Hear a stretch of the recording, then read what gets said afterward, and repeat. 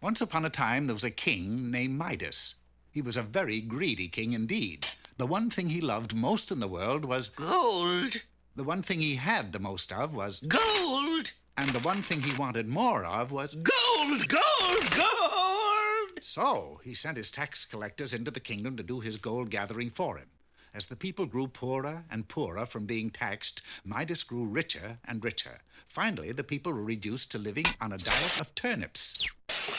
As a result, King Midas began to get the funny feeling that people didn't like him very much. I need to do something to make people like me. Then I can tax them even more.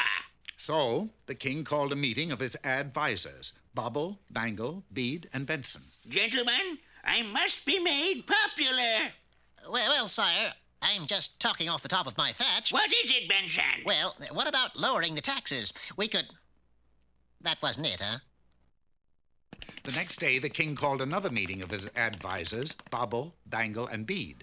Well, let's put this idea on the rack and see how it stretches, KM. We'll point out your warm human qualities. What warm human qualities? Well, you must have some. Like what? Dogs. Everybody likes dogs. I hate dogs! I can see it now. Heralds all over the kingdom, posters on every wall. Midas loves mutts.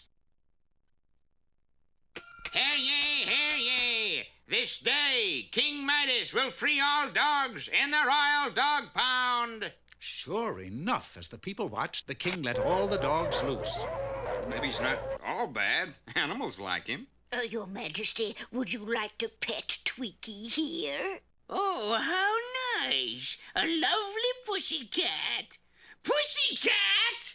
And the king was instantly buried in a snarling mass of dogs. Get off, you mutts! Get off! Oh, I hate dogs! Just as I thought.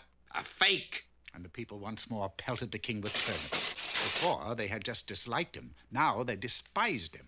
So the next day, Midas called another meeting of his advisors, Bobble and Bangle. All right, now what? Well, let's put this in a crossbow and see how it shoots. Midas, you'll slay a dragon. Me? You. Oh, good! Hear ye, hear ye! King to fight dragon!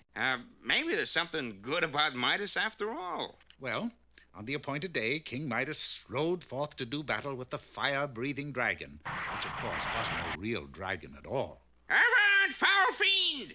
Unfortunately, as Midas swung, the head flew off his axe and felled a nearby tree.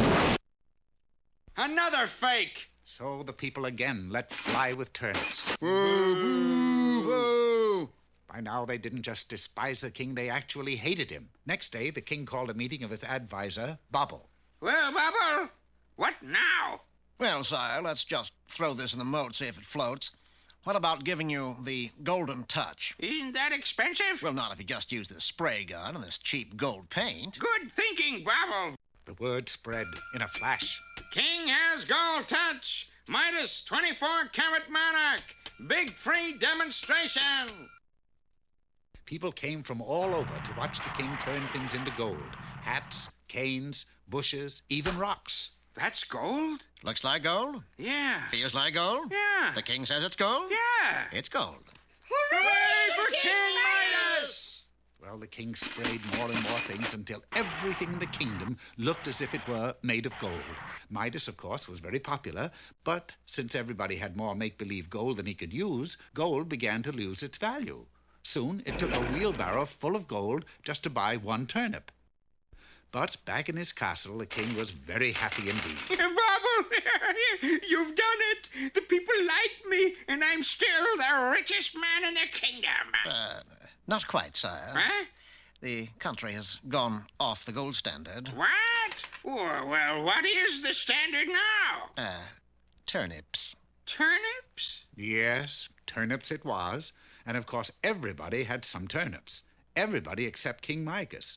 With nothing but gold, he was the poorest man in his own kingdom. You mean I'm broke, Bubble? Looks like, sire. So the next day, the king called a meeting of his advisors. And of course, nobody was there but him. Today, King Midas lives in a very modest castle on a little side street.